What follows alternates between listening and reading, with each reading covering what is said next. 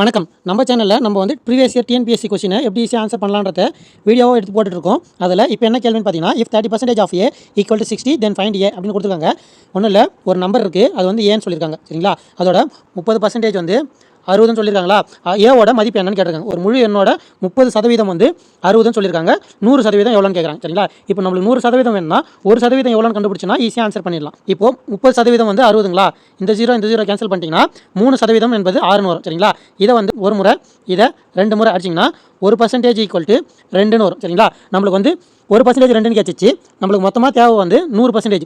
1%ஓட மதிப்பு 2னா நம்மளுக்கு தேவை 100%. அப்போது 100ஆல் பெருக்குனிங்கன்னா 200ன்னு வரும். இதுதான் வந்து இந்த கேள்விக்கான விடை. ஆப்ஷன் ஏல இருக்குது. சரிங்களா? சப்போஸ் நம்மளுக்கு வந்து ஒரு 50%ஓட மதிப்பு கேட்டாங்கன்னா, இப்போ 1%ஓட மதிப்பு வந்து 2ன்னு கண்டுபிடிச்சிட்டோம்.